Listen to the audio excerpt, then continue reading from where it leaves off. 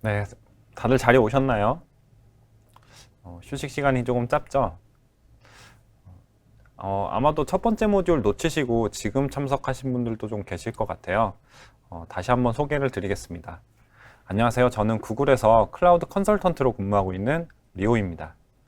이번 모듈에서는 GCP를 활용한 빅데이터 분석에 대해서 좀 알아볼 예정입니다. 빅데이터에서 데이터를 프로세싱하는 유형은 크게 두 가지로 나뉠 수가 있습니다. 스트림은 이제 실시간으로 데이터를 계속해서 프로세싱 하는 거고요. 이제 배치는 특정 시간 동안 데이터를 모아서 한 번에 처리합니다. 그럼 우리가 스트림은 언제 쓰고 배치는 또 언제 쓸까요? 저희가 전 시간에 소개해드렸던 케이스 중에서 그 이유식의 이제 불량 감자 큐브 감지 기억하시나요?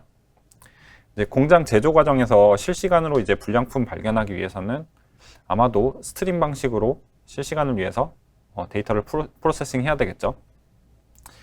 또 반면에 이제 뭐 상품 추천이라든지 뭐 별점이나 뭐 평점 계산 이런 작업들은 아마 하루에 한 번 정도만 이제 특정 시간에 배치 처리해도 큰 문제가 없을 겁니다. 일반적으로는 이제 실시간 처리가 어려운 좀 대규모 데이터를 배치 처리 방식으로 작업하게 됩니다. 저희가 빅데이터를 분석하는 방법으로 이제 많이들 하둡을 사용하실 텐데요. 이제 오늘은 좀 이런 빅데이터 분석을 구글에서는 어떻게 구현하고 또 어떻게 사용하는 것을 권장하는지 구체적으로 알아볼 예정입니다.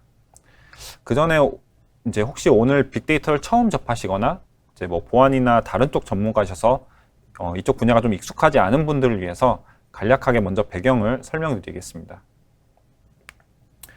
먼저 하둡 같은 분산 시스템이 어떻게 동작하는지를 살펴보겠습니다. 저희 그림 왼쪽처럼 이제 데이터 사이즈가 작을 때는 이제 하나의 머신으로도 충분히 처리가 가능합니다. 이제 뭐 몇십 기가 정도 되는 뭐 데이터는 여러분들 노트북으로도 하실 수 있을 거예요. 그런데 이제 데이터가 굉장히 커져서 뭐 하나의 머신으로 처리할 수 없을 만큼 커지면 어떻게 될까요? 이제 분산 시스템에서는 이런 거대한 데이터를 처리하기 위해서 이 데이터를 작게 나누게 됩니다. 그리고 이 나눈 데이터를 여러 대의 머신에 각각 할당하게 됩니다. 이렇게 데이터를 쪼개서 할당하는 방식을 샤딩이라고 하고요. 그리고 이 데이터들은 각각의 머신에서 병렬로 분산 처리하게 됩니다. 그리고 여기 보시면 마스터랑 이제 워커로 서버를 구별해 놨는데요.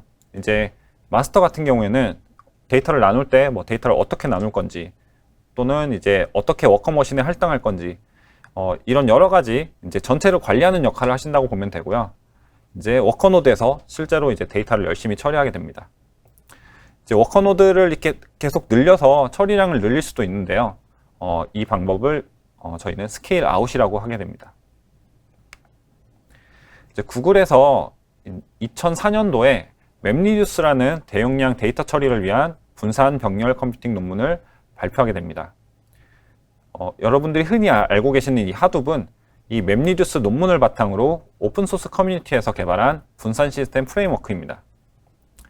저희가 일반적으로 하둡이라고 얘기하면 이 하둡 한 가지만 얘기를 하는 건 아니고요.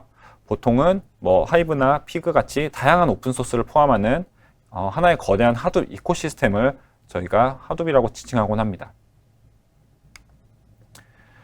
온프레미스 환경에서 여러분들이 이제 하둡 클러스터를 직접 구축하고 운영하신다고 생각을 해보시면요. 저희가 고려할 게 크게 인프라를 구성하시는 것도 있을 거고요. 그리고 이제 하둡을 설치하고 운영하는 게 있을 겁니다. 이제 인프라 같은 경우에 여러분들이 직접 뭐 그 하둡 클러스터를 구축할 때 필요한 몇 대, 예를 들어서 5대라고 해보죠. 5대의 물리 서버를 구매도 하셔야 되고 뭐 서버를 놓을 수 있는 공간, 뭐 데이터 센터에 배치를 하시는 등의 이런 여러 가지 계획 작업들이 필요하실 겁니다. 그래서 이게 오늘 구매해야겠어 라고 했을 때 하고 오늘 바로 설치가 될 수 있는 게 아니라 실제로 서버 구매하고 배치까지 일반적으로 보통 한 달 이상의 시간이 소요가 됩니다.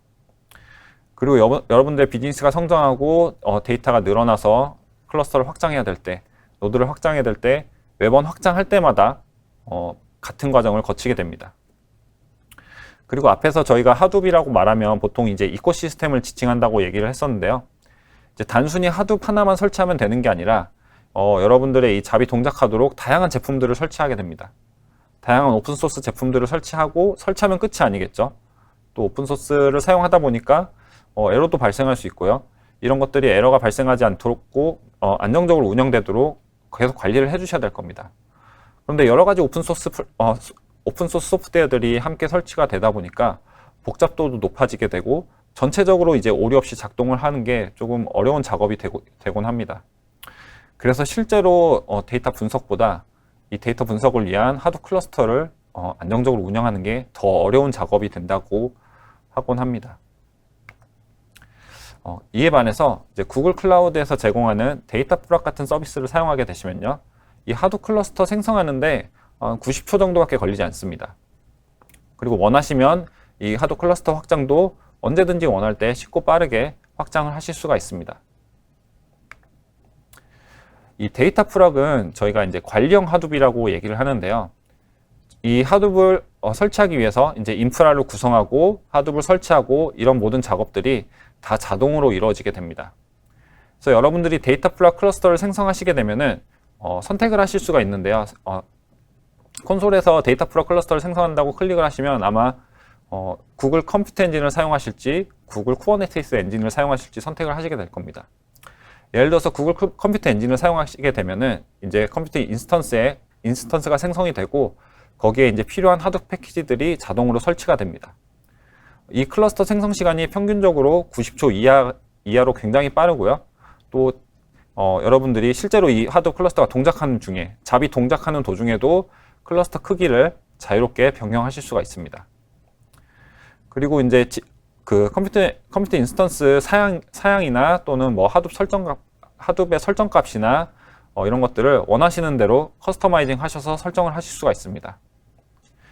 그리고 이 하드 클러스터의 모니터링 역시도 구글 클라우드에서 제공하는 클라우드 모니터링이나 클라우드 로깅 같은 서비스를 그대로 활용하실 수가 있습니다.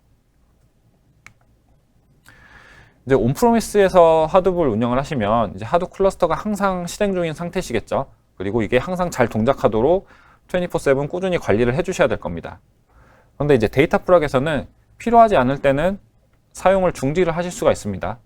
그리고 데이터 프락은 이제 클라우드 서비스이기 때문에 여러분들 아시다시피 클라우드는 사용한 만큼만 비용을 내게 되죠. 그래서 중지시켜 놓고 사용하지 않을 때는 과금이 되지 않습니다. 그래서 이런 기능들을 통해서 여러분들의 이 비용을 훨씬 더 절감하실 수가 있고요.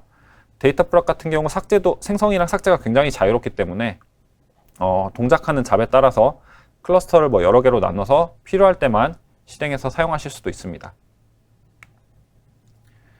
이제 데이터 프락 같은 경우에는 필요한 리소스에 따라서 이제 워커 노드를 확장이나 축소를 자동으로 해주는 이 오토 스케일링 기능을 제공합니다.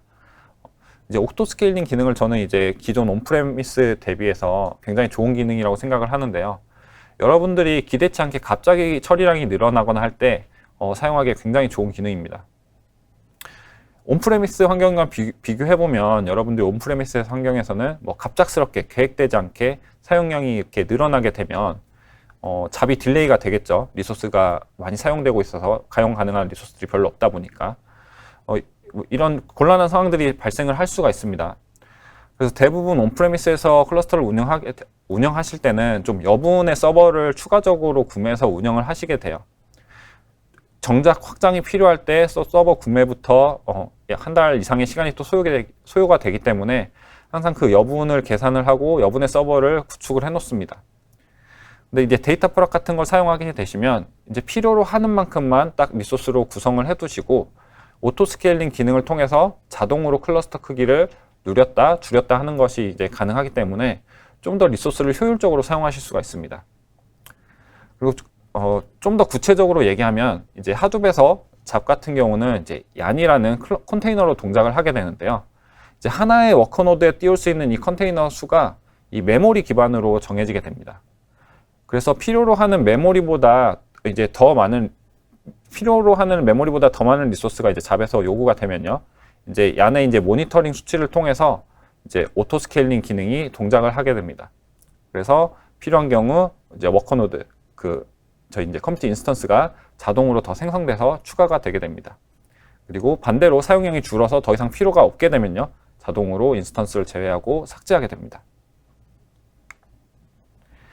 이제 구글 컴퓨터 엔진에 이제 선점형 VM이라는 게 있어요.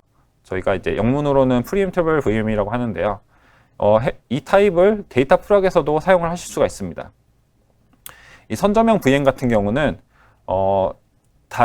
저희가 좀 더 값싸게 이제 VM을 사용을 하실 수가 있어요. 80%의 이제 할인된 가격으로 사용하실 수가 있는데, 단점은 다른 누군가가 해당 인스턴스를 사용하겠다고 선언을 하게 되면 소유권을 뺏길 수도 있습니다. 그래서 이제 언제든지 종료가 될 수 있는 리소스다 보니까 일반적으로는 이제 저희 그 하드 클러스터를 구성하실 때 보조 워커노드, 이제 세컨더리 워커노드라고 설정을 하실 수가 있으세요. 이 세컨더리 워커노드로 선점형 VM을 사용을 하게 됩니다. 세컨더리 워커노드에는 이제 세컨더리 워커노드에는 뭐 데이터도 저장하지 않고 딱 이 데이터 처리를 하기 위한 컴퓨팅 자원이기 때문에 이 세컨더리 워커노드에 이제 선점형 VM을 사용해서 좀 더 비용 효율적으로 사용을 하실 수가 있습니다. 그래서 여러분들이 뭐 배치 같은 이제 프로세스나 아니면 또는 뭐 리트라이 펑션이 들어가 있어서 재처리를 하실 수 있는 좀 크리티컬하지 않은 그런 잡들은 이제 선점형 VM을 사용하셔서 비용을 절감하실 수 있습니다. 지금까지 말씀드린 내용을 좀 한번 정리를 해보면요. 이제 데이터 프락 같은 경우는 온프레미스 클러스터랑 비교했을 때 굉장히 유연하고 확장성에 큰 장점이 있습니다. 그래서 온프레미스 환경에서는 서버를 너무 많이 둬서 리소스가 낭비되거나 또는 서버를 너무 적게 둬서 혹시 모를 급작스러운 처리량을 처리하지 못하거나 이런 비효율이 발생하게 됩니다. 그래서 사용량에 대해서 정확하게 예측을 하기 어렵기 때문에 데이터 프락을 사용하셔서 필요한 때에 원하시는 만큼 필요한 만큼 구성하셔서 사용을 하실 수가 있습니다.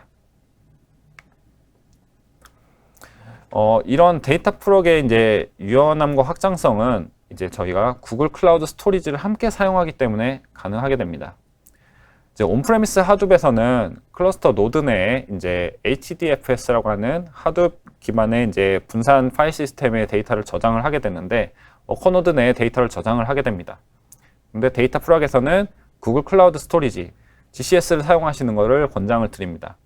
그래서 컴퓨팅을 담당하는 그 데이터 프락 클러스터가 삭제가 되더라도 저장된 데이터 자체는 GCS에 안전하게 저장이 되어 있기 때문에 클러스터가 뭐 중지되거나 삭제되더라도 이제 데이터 유실에 대한 걱정을 하지 않으셔도 됩니다.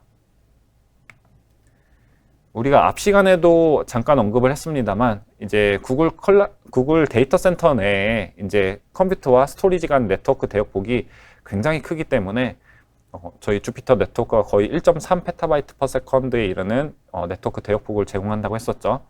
그래서 이제 데이터 프락의 이제 클러스터에서 직접 데이터를 저장하는 게 아니라 구글 클라우드 스토리지를 활용해서 컴퓨팅과 스토리지를 분리를 하더라도 마치 그 클러스터 컴퓨팅 노드 안에 로컬에 이제 데이터를 복사하신 것처럼 굉장히 높은 성능을 낼 수가 있습니다.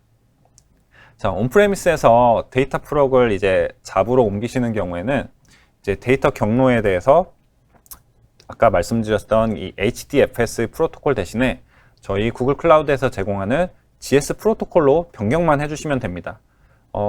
큰 코드의 변경 없이 이 프로토콜만 변경해 주시면 되는 거고요. 이 HDFS에 저장하시는 거는 그 VM 인스턴스 디스크에 직접 저장을 하시는 거고요. 이 GCS에 저장하시는 게 비용 관점에 있어서도 그 VM 디스크에 비해서 훨씬 더 저렴합니다. 그리고 GCS를 사용하게 되시면은 저희가 뭐 오브젝트의 라이프 사이클을 이제 룰을 설정해 가지고 오브젝트의 클래스들을 변경을 하실 수가 있으세요. 여기서 말하는 GCS 버켓의 오브젝트 클래스는 뭐냐면, 여러분들이 얼마나 그 데이터 오브젝트에 자주 접근하느냐에 따라서 과금 방식을 좀 다르게 하실 수가 있습니다. 그래서 여러분들이 굉장히 빈번하게 접근을 해야 된다고 하면 일반적으로 사용하시는 스탠다드 클래스. 그런데 혹시 뭐 이 데이터는 뭐 한 달 뒤에, 뭐 3달 뒤에는 별로 접근을 하지 않지만 아카이빙 목적으로 좀 남겨놓으셔야 된다라고 하면은 이제 기간을 설정하셔서 뭐 30일 뒤나 90일 뒤에는 콜드라인이나 아카이브 클래스로 변경을 하겠다라고 룰을 설정하시면 훨씬 더 비용 효율적으로 데이터를 저장을 하실 수가 있습니다. 그리고 이 GCS에 저장된 데이터는요, 이 데이터 프락에서만 사용할 수 있는 게 아니라 비퀄이나 다른 제품에서도 다 사용을 하실 수가 있게 됩니다. 이제 데이터 플러그는 스토리지랑 이제 컴퓨팅을 분리해서 리소스를 이 컴퓨팅과 스토리지 각각 굉장히 효율적으로 할당을 하실 수가 있습니다. 이제 온프레미스에서는 워커노드에서 이 데이터 저장이랑 컴퓨팅이 다 같이 이루어지기 때문에 데이터가 늘어날 때 데이터 저장만을 위해서 디스크를 늘리거나 또는 컴퓨팅 성능이 모자랄 때 CPU나 메모리를 추가하는 게 어느 정도 제약이 있고 한계가 있을 수밖에 없습니다. 그런데 데이터 플러그는 아예 이걸 분리해 놨기 때문에 데이터를 더 많이 저장하고 싶으면 더 많이 저장하고 싶은 만큼 거의 무한대에 가깝게 구글 클라우드 스토리지에 그만큼 저장하시면 되고요. 또 컴퓨팅 성능을 높이고 싶으면 이제 데이터 플러그에 이제 워커노드를 더 추가하거나 워커노드의 스펙을 더 올리시면 됩니다. 이렇게 이제 컴퓨팅과 스토리지가 아예 분리가 되어 있기 때문에 이제 각각 리소스에 대해서 필요한 만큼 사용하시고 비용을 지불하시면 됩니다. 지금까지 데이터 플러그에 대해서 간단히 알아봤는데요. 크게 4가지 포인트 정도로 마무리를 할 수 있을 것 같아요. 이제 데이터 플러그는 인프라 구성부터 하둡 설치까지 이제 자동으로 이루어지는 관리형 하둡이고요. 이제 온프레미스에서 동작 중인 이런 잡을 마이그레이션 하실 때 거의 그대로 데이터 플러그에 가져와서 사용을 하실 수가 있습니다.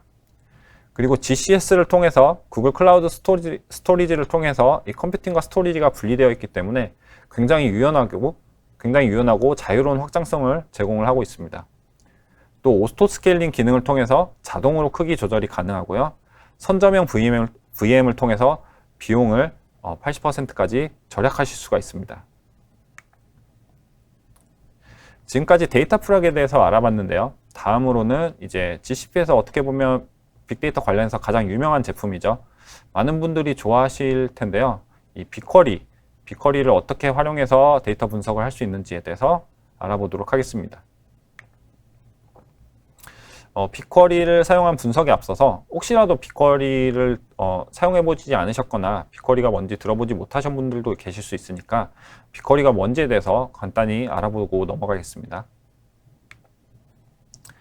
빅쿼리는 이 페타바이트 규모의 데이터를 처리할 수 있는 SQL 기반의 완전 관리형 데이터 웨어하우스 솔루션입니다.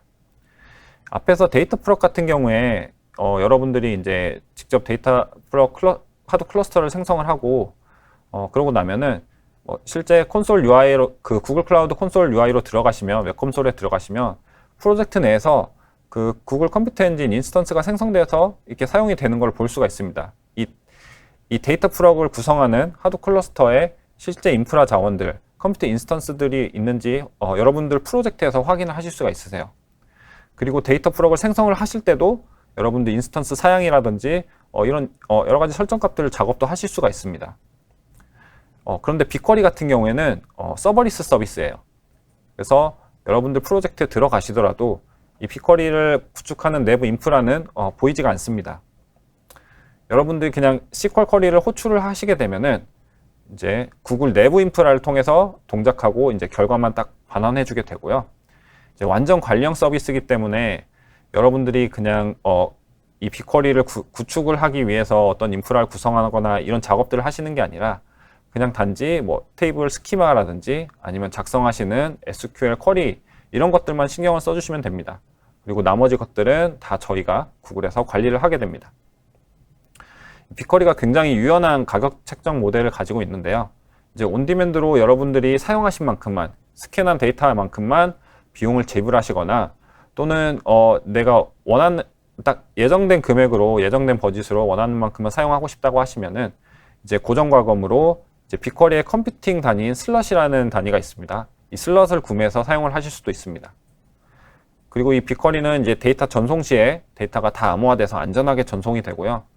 또 뒤에서 잠깐 소개를 드리겠지만 지리정보 데이터 조회를 위한 기능이라든지 아니면 다양한 BI 툴에 대한 연결 또는 머신러닝 모델을 적용할 수 있는 기능 이런 것들도 제공을 하고 있습니다. 저희가 빅쿼리는 데이터 웨어하우스라고 말씀을 드렸는데요. DB를 다루시거나 이제 데이터 쪽을 다루시는 분들은 다 이미 익숙하신 단어겠지만 혹시라도 이쪽 분야가 아니셔서 이런 용어에 익숙하지 않은 분들을 위해서 설명을 드리면 이제 저희가 보통 이제 데이터 레이크, 데이터 웨어하우스, 데이터 마트라는 이제 용어들을 많이 사용하게 됩니다. 이제 데이터 레이크 같은 경우는요, 비정형 데이터든 정형 데이터든 상관없이 이제 한 곳에 데이터를 저장해서 모으는 거예요. 이제 대표적으로 구글 클라우드에서 데이터 레이크로 사용하는 저장소가 구글 클라우드 스토리지에 해당하게 됩니다. 여러분들이 뭐 데이터가 뭐 RDBMS에도 관계형 데이터베이스에도 있고 또는 뭐 노시퀄 데이터베이스에도 있고 이제 여러 개 데이터 스토어로 다 분리가 돼서 저장이 돼 있으면 이 분리되어 있어서 저장되어 있는 데이터를 한 곳에 모아가지고 통합해서 분석을 하시려면 다 일일이 뭐 ETL 작업을 통해가지고 한쪽으로 모아야겠죠. 이런 작업들이 데이터 스토어가 많으면 많을수록 복잡해지고 굉장히 번거로워지겠죠. 이렇게 데이터 스토어들이 다 분리되어 있고 이게 복잡도가 높아지게 되면 이런 것들을 저희가 이제 데이터 사일로라고 하는데요. 이런 데이터 사일로를 해결하기 위해서 일단 데이터를 하나의 장소에 다 모으는 거예요. 하나의 저장소인데 다 모은 다음에 나중에 이제 분석을 위해서 그 하나의 저장소를 통해서 할 수 있게끔 그렇게 하기 위해 나온 개념이 데이터 레이크입니다. 레이크가 이제 우리말로 하면 호수죠. 그냥 호수에 데이터를 다 일단 집어넣는다라고 이제 연상하시면 될 것 같고요.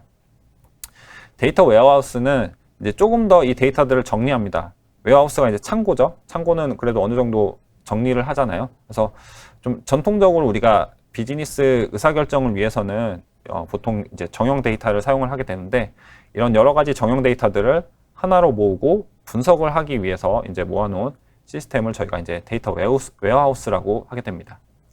제가 이제 빅쿼리는 데이터 웨어하우스에 해당하는 서비스고요. 이제 실제적으로 데이터 레이크와 웨어하우스가 그래서 어떻게 다른 거냐라고 하면은 데이터 레이크는 실제 이제 저장된 데이터들을 뭐 어디에 쓸지는 지금 당장은 모르겠지만 언젠가는 쓸 테니까 일단은 쌓아두자라는 관점이라면은 이제 데이터 웨어하우스는 사용 용도나 데이터의 구조 이런 것들이 정해져 있습니다. 그래서 테이블의 스키마들이 다 정해져 있고요. 그래서 아직 어떻게 사용될지 모르겠는 데이터는 GCS에 다 저장을 해두시고 이제 이후에 분석이 필요한 경우에 이제 빅쿼리를 통해서 이제 사용을 하실 수가 있게 되는 거죠. 이제 데이터 마트 같은 경우에는 이제 데이터 웨어하우스에서 이 데이터 웨어하우스 데이터들을 좀 더 특정한 목적에 맞춰서 좀 더 잘 정리된 형태를 이제 말하게 됩니다. 예를 들어서 이제 매출이나 판매 리포트 같이 한 번 더 이제 가공을 해서 잘 정리된 데이터로 이제 보관을 하게 되는 거고요. 이제 이름에서 알 수 있다시피 이제 마트처럼 여러분들 마트 가보시면은 뭐 식료품 코너, 무슨 코너 이렇게 다 이렇게 잘 정렬이 되어 있죠. 네, 이렇게 필요에 따라서 데이터들을 예쁘게 잘 정리해 놓은 것들을 이제 데이터 마트라고 하게 되고요. 이 빅쿼리 안에서는 이 데이터 마트에 해당하는 게 데이터 세트라고 보시면 될 것 같아요. 네, 이 정도로 개념을 짚고 넘어가고요. 저희가 빅쿼리에서 사용된 이제 간단한 아키텍처 예시입니다. 지금 보고 계시는 이 화면의 예시는 실시간 게임 서비스인데요. 여러분들이 이제 실시간으로 혹은 또 배치로 이제 발생한 데이터 같은 경우에 이제 파이프라인을 통해서 오른쪽에 이제 초록색 박스 보이시죠? 이 초록색 박스로 표시된 빅쿼리로 저장되게 되고요. 가장 오른쪽에 뭐 데이터 스튜디오라든지 다양한 BI 툴들을 통해서 시각하고 분석에 사용하게 됩니다. 여기 파이프라인과 관련된 클라우드 펍섭이나 데이터 플로우 같은 내용은 다음 모듈에서 조금 더 자세하게 살펴볼 예정입니다. 지금부터 조금 더 빅쿼리 관련된 이제 기술적으로 어떻게 동작하는지 이런 내용들을 살펴볼 텐데요. 빅쿼리는 이제 크게 두 가지 요소로 구성이 되어 있습니다. 이제 첫 번째로 저희가 빅쿼리의 SQL 쿼리 엔진을 먼저 살펴보면요. 이 스토리지 서비스랑 쿼리 엔진 서비스가 이제 구글 내부에 구성이 되어 있고 이제 관령이기 때문에 여러분들은 이게 어떻게 동작하는지에서 크게 이제 걱정하실 필요 없이 사용을 하실 수가 있으세요. 근데 실제 내부 구조를 좀 살펴보면은 이 스토리지 서비스와 쿼리 엔진 서비스, 이제 쿼리 엔진 서비스가 이 컴퓨팅을 담당하는 거겠죠. 스토리지와 컴퓨팅이 저희가 이 페타바이트 네트워크로 커플링이 되어 있고 이제 나눠서 이제 네트워크를 통해 통신을 한다고 했었습니다. 그래서 이 스토리지를 먼저 살펴보면요. 여러분들이 빅쿼리에 데이터를 저장을 하게 되면은 이제 완전 관령이기 때문에 이 데이터를 빅쿼리 스토리지 서비스에서 자동으로 관리를 하게 됩니다. 그리고 이 데이터는 빅쿼리 스토리지에서 이제 테이블로 저장이 되는데 이 테이블은 데이터 세트에 속해 있게 됩니다. 그리고 이 하나의 데이터 세트는 여러 개의 테이블을 가질 수 있고요. 또 이 데이터 세트는 프로젝트 단위로 관리가 되게 됩니다. 그리고 프로젝트 내에서도 여러 개의 데이터 세트를 가지실 수 있으세요. 그리고 이 실제 테이블들은 어디에 저장이 되냐면 구글에 앞서 소개드렸던 콜로서스라는 분산 파일 시스템에 압축된 컬럼 형태로 저장이 됩니다. 그리고 이 스토리지 서비스는 일괄 데이터 수집 그리고 스트리밍 수집 두 가지를 모두 지원을 하고요. 그래서 여러분들이 뭐 대규모 벌크 데이터나 실시간 데이터 스트리밍에 사용을 하실 수가 있습니다. 이렇게 저장된 데이터에 대해서 여러분들이 직접 대화형으로 SQL 쿼리를 실행하실 수도 있고, 또는 뭐 배치 형태로 배치 쿼리를 사용하실 수도 있습니다. 또는 그 구글 클라우드 웹 콘솔 UI에 들어가셔서 작업을 하실 수도 있고요. 이제 뭐 저희가 터미널 명령어로 제공하는 이제 BQ 명령어를 사용하신다든지, 또는 REST API를 호출해서 사용을 하실 수도 있습니다. 그리고 여러분들이 이제 뭐 자바나 파이썬 같이 저희가 다양한 개발 언어 클라이언트 라이브러리를 제공을 하는데요. 이제 어플리케이션을 직접 개발하셔서 어플리케이션에서 호출하는 방식으로도 사용을 하실 수가 있습니다. 빅쿼리는 이제 저희 표준 SQL 쿼리를 다 지원을 하고 있습니다. 그래서 여러분들이 그냥 일반 DB에서 SQL 쿼리 사용하듯이 사용을 하실 수가 있는데요. 특이점 하나만 이제 짚고 넘어가자면은, 여기 보통 이제 프롬 테이블절에 보시면은 저희가 녹색과 파란색과 빨간색으로 좀 나눠놨어요. 표시를 해뒀습니다. 여기 녹색 부분 빅쿼리 퍼블릭 데이터는 프로젝트이고요. 구글 클라우드 프로젝트이고요. 파란색 샌프란시스코 바이크 쉐어 부분이 이제 그 프로젝트에 속해 있는 데이터 세트입니다. 그리고 빨간색으로 표시된 부분이 테이블이라고 보시면 됩니다. 이 정도의 차이가 있다고 보시면 되고, 일반 SQL을 사용하시는 것처럼 뭐 필터링이라든지 그룹핑이라든지 여러 가지 기능들 다 사용하실 수가 있습니다. 쿼리 엔진에 대해서 살펴봤는데, 이제 스토리지 쪽을 좀 더 보면요. 여러분들이 굉장히 다양한 형태의 데이터들을 데이터 세트로 수집을 하실 수가 있으세요. 그리고 빅쿼리 스토리지에 있게 딱 저장된 데이터는 이제 완전 관리형이라 그랬죠. 자동으로 복제되고 백업이 됩니다. 그래서 여러분들이 별도로 그 데이터에 대해서 관리하고 걱정을 하실 필요가 없이 안전하게 사용하실 수가 있으세요. 그리고 굳이 딱 빅쿼리를 사용하기 위해서 무조건 빅쿼리 스토리지에만 데이터를 저장하실 필요는 없으세요. 그냥 외부 데이터 소스에서 직접 쿼리를 하실 수도 있습니다. 예를 들면은 그냥 구글 클라우드 스토리지에 여러분들이 구글 클라우드 스토리지를 뭐 데이터 레이크 용도로 사용하고 계세요. 그리고 CSV 파일들을 스토리지에 올려뒀습니다. 이 CSV 파일들을 빅쿼리로 다시 데이터를 옮기시는 게 아니라 그냥 클라우드 스토리지에 있는 CSV 파일을 빅쿼리에서 바로 쿼리를 하실 수도 있으세요. 그리고 심지어는 구글 시트 사용해 보셨을 것 같은데, 쉽게 생각하시면 엑셀이에요. 구글 시트가 이제 구글에서 제공하는 엑셀 같은 버전의 이제 오피스 솔루션인데요. 구글 시트에서도 빅쿼리를 바로 쿼리를 하실 수가 있습니다. 그래서 쉽게 생각하시면은 마치 여러분들이 엑셀 파일에 바로 SQL 쿼리를 실행할 수 있는 그런 기능도 제공하고 있습니다. 굉장히 강력한 기능을 제공을 하고 있고요. 또 스트리밍 데이터 같은 경우에는 여러분들이 이제 빅쿼리 API를 통해서 직접 수집도 하실 수 있고요. 또는 뒤에서 설명드릴 데이터 플로우 파이프라인을 통해서도 실시간 데이터 수집을 하실 수가 있습니다. 이 부분에 대한 내용은 이제 다음 모듈에서 좀 더 상세하게 들으실 수가 있습니다. 그리고 저희 빅쿼리에는 조금 독특하게 스트럭트와 어레이라는 데이터 타입이 있는데요. 이제 아마 개발자분들은 코딩하시면서 스트럭트, 어레이 많이 익숙하실 텐데, 데이터 웨어하우스에서 스트럭트와 어레이는 조금 생소하실 수도 있을 것 같아요. 일단 이 스트럭트와 어레이 이야기를 하기 전에 데이터베이스 테이블 디자인에 대해서 먼저 좀 간단하게 얘기를 하고 넘어가면 좋을 것 같아요. 저희가 정규화, 비정규화, 노멀라이제이션, 디노멀라이제이션, 이제 DB 다루시는 분들은 많이 아시겠지만, 이제 익숙하지 않으신 분들을 위해서 간략히 설명을 드리면, 이제 정규화는 이제 데이터 중복을 줄이고 또 데이터 무결성을 향상시키기 위해서 이제 중복된 컬럼 값들을 별도 테이블 구조로 분리하는 프로세스를 얘기합니다. 제가 이렇게 정의 한 줄로 얘기를 하긴 했지만, 이렇게 정의로만 얘기하면 좀 잘 이해가 안 가실 수 있는데요. 조금 쉽게 예를 들어 볼게요. 저희가 리오라는 택시 회사에서 여기 택시 운영 정보 데이터를 DB에서 관리한다고 생각을 해봅시다. 여기 보이시는 뭐 결제 정보, 승하차 이벤트, 뭐 승강장 정보, 차량 정보 이런 모든 데이터들을 하나의 테이블에서 이렇게 담고 있다고 생각을 해보세요. 자, 1번 택시가 오늘 승객을 5번을 태웠습니다. 뭐 그럼 결제 정보가 5개가 되겠죠. 그리고 이 결제 정보 5개에는 1번 택시의 정보가 있을 겁니다. 그래서 결국에는 이 결제 정보에는 이 5번에 중복된 이 1번 택시의 차량 정보가 있을 거예요. 또 예를 들어서 뭐 일주일 동안 뭐 콜택시 콜비 무료 이벤트 같은 거를 했다고 해볼게요. 일주일 동안 이 이벤트 기간 동안 10,000건의 결제가 발생을 했습니다. 그러면 동일하게 이 10,000건의 결제 이벤트에 대해서 그 콜택시 무료 이벤트에 대한 정보가 또 생성이 될 겁니다.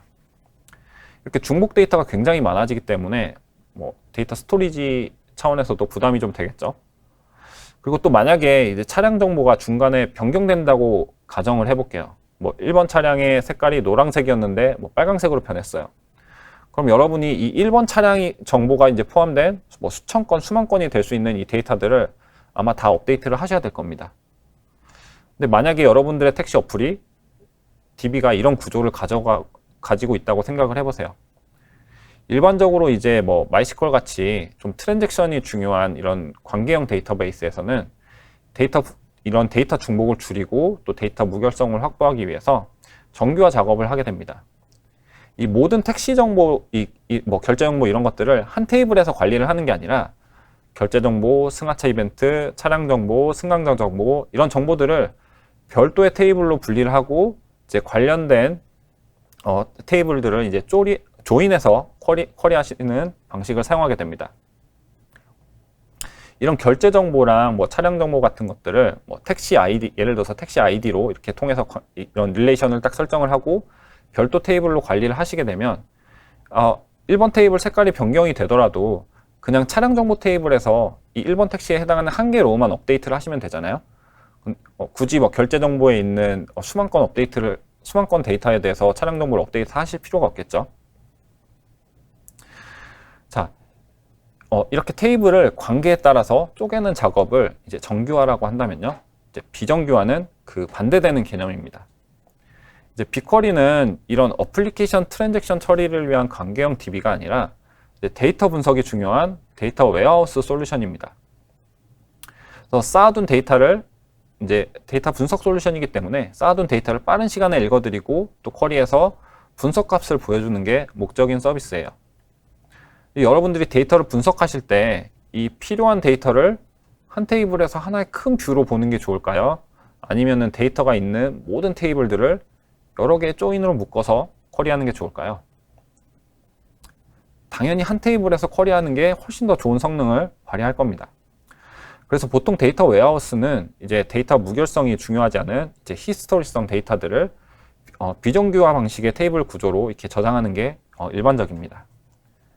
이 빅쿼리에서는 이 스트럭트랑 이 어레이 타입이 있다고 했잖아요. 이걸 통해서 조금 더 다른 방법으로 테이블을 비정규화 하실 수 있는데요. 여기 테이블 예시를 보시면 조금 이상한 부분이 있어요. 이 로우를 보면은 이제 오더 I는 뭐 CR6098이고 이제 이런 한 개의 로우를 쿼리를 했어요. 서비스 타입은 고카, 그리고 페이먼트 메서드는 캐시예요.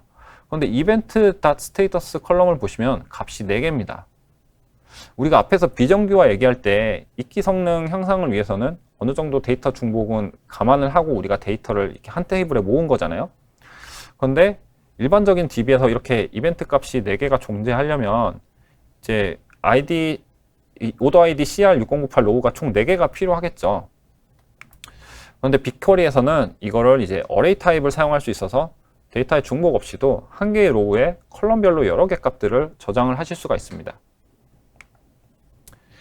또 한 가지 이상한 점은요. 여기 컬럼명이 event.status, event.time, pickup.latitude, pickup.longitude 이렇게 컬럼명에 다시 포함되어 있습니다. 이 테이블 스키마를 보면요. 오른쪽에 테이블 스키마를 보면 밑에 픽업 필드를 보시면 타입이 레코드라고 되어 있습니다.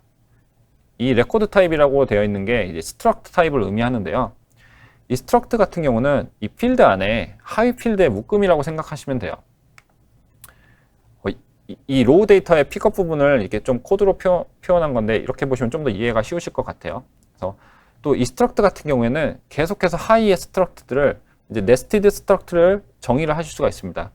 그래서 최대 뭐 15번까지 15번 레벨까지 네스팅이 가능하고요. 이렇게 스트럭트랑 어레이를 활용하시면 마치 여러 개의 테이블을 뭐 하나의 테이블로 우리가 딱 미리 조인한 것 같이 그런 하나의 테이블을 생성을 하실 수가 있고요. 필요한 여러분들 분석하시는데 필요한 모든 데이터가 있는 딱 하나의 테이블에서 편하게 분석 작업을 하실 수가 있습니다. 빅쿼리 그리고 이제 빅쿼리에서 제공하는 기능 중에 GD 데이터를 활용하는 방법이 있어요. 좀 간단하게 소개를 드리면요. 이제 빅쿼리에서 그 GIS 기능, 이제 공간정보 시스템 기능을 제공을 하는데요. 이게 함수로 제공을 하고 있습니다. 여기 예시에 보면은 빨간색으로 표시된 부분이 GIS 함수를 사용하는 부분이에요.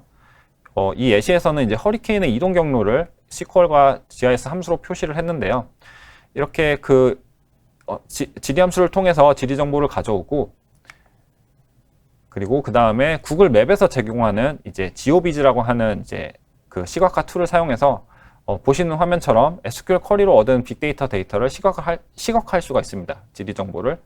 이렇게 이제 허리케인의 이동 경로를 나타내는 이런 그 데이터를 비주얼하게 시각화하실 수가 있고요. 아마 비슷한 방법으로 뭐 운송이나 뭐 항공기 지원 뭐 이런 것들 예상하는 워크로드나 다양한 분야에서 이런 기능들을 활용하실 수가 있을 겁니다. 빅쿼리에 대한 설명은 간단한 설명은 여기까지로 마치고요. 오늘 저희가 퀵랩 링크가 나갔을 텐데 요 실제 구글 클라우드 제품을 사용해 보실 수 있는 퀵랩스에 대해서 사용 방법에 대해서 간단히 안내를 드릴게요. 이 퀵랩 같은 경우는 사용 안 해보신 분들도 계실 텐데 구글 클라우드 환경을 그냥 무료로 사용하실 수 있는 환경이고요.